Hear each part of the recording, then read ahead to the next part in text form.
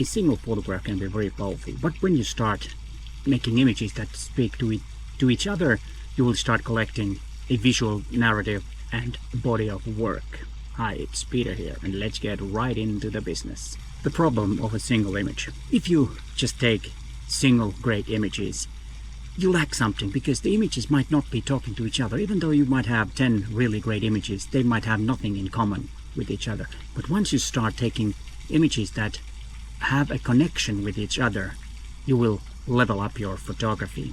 It's be totally different.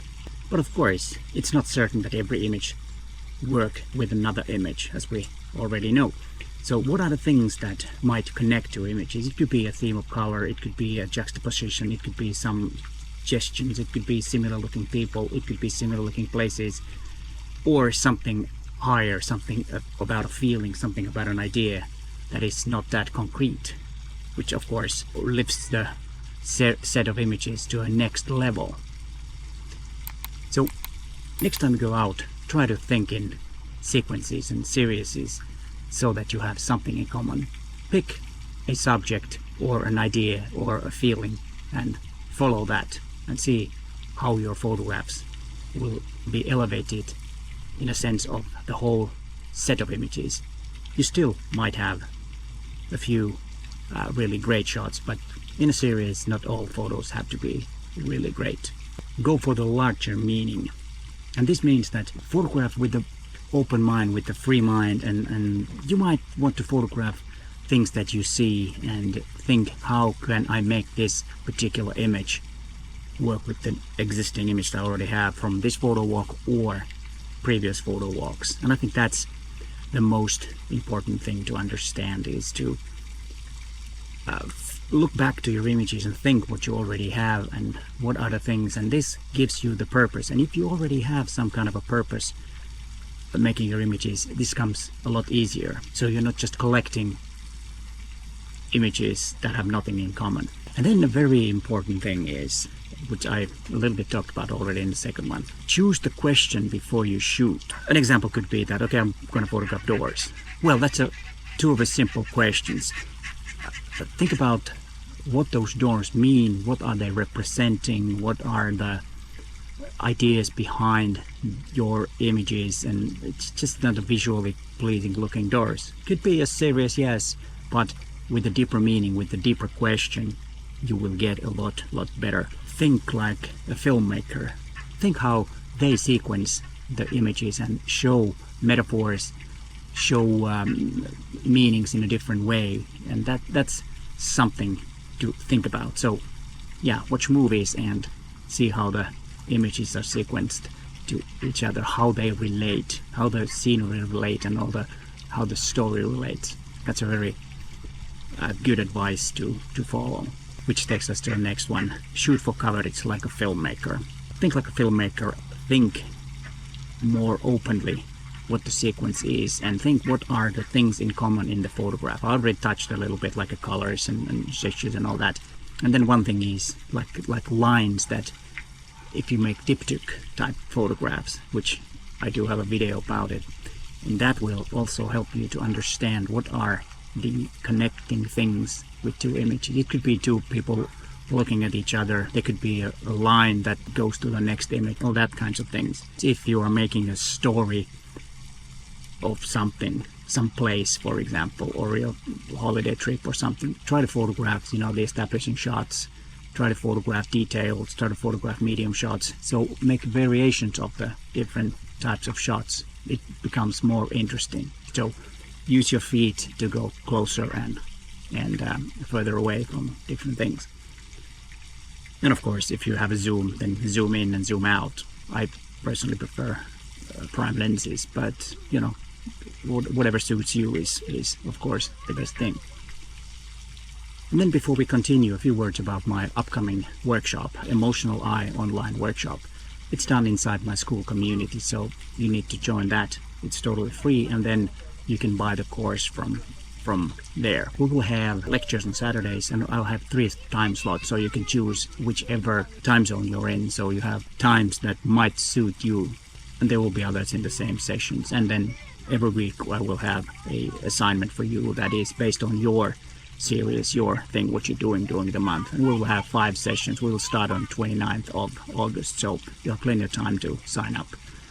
Link in the description to my school community, and then you go to the classroom and buy the course. I hope to see you there. Sequencing is where the meaning is made. One photograph, of course, can have a big meaning. It all depends on what it is. But it is really hard to get all those bangers.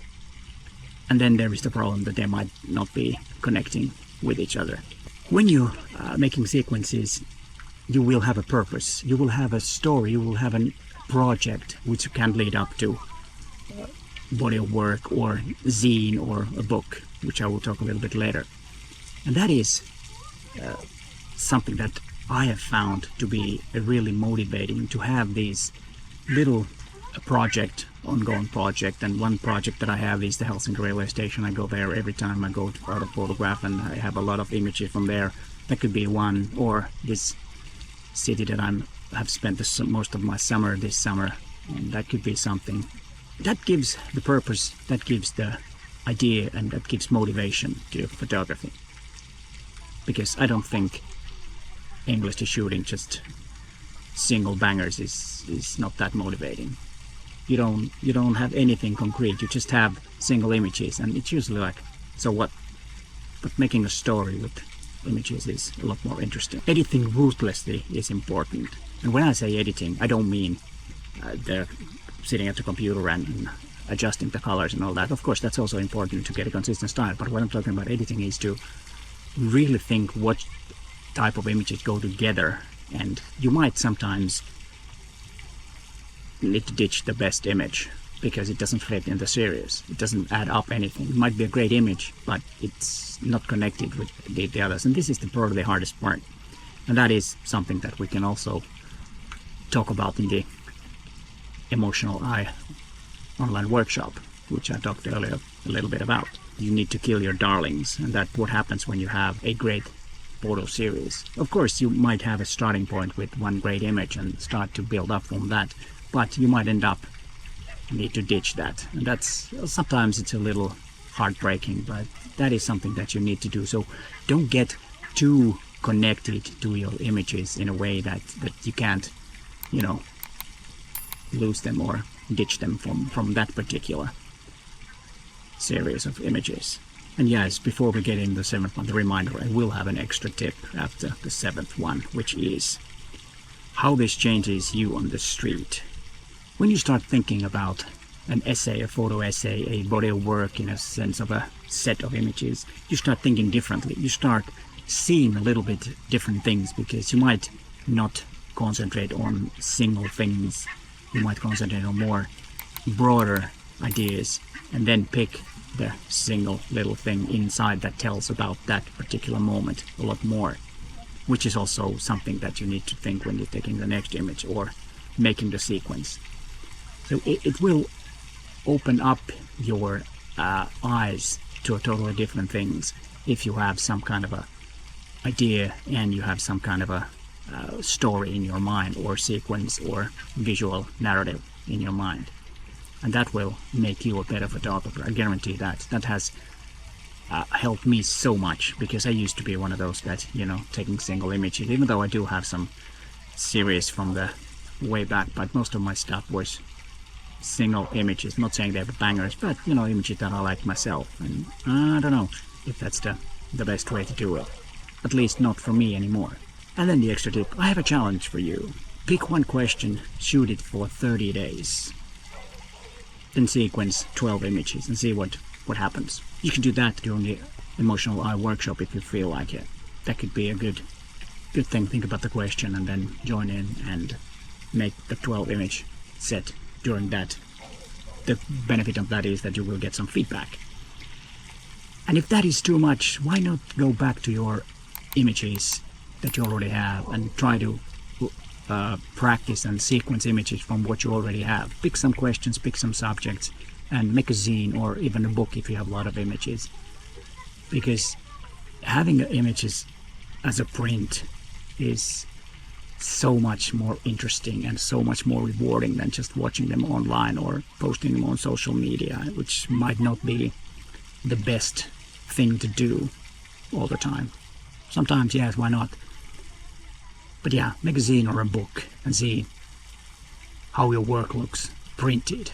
It's very rewarding. And here are two of my latest videos about why decisive moment might be dead and what I mean about, or what did Roland Barthes mean about the punctum. But hey, thanks for watching and bye for now.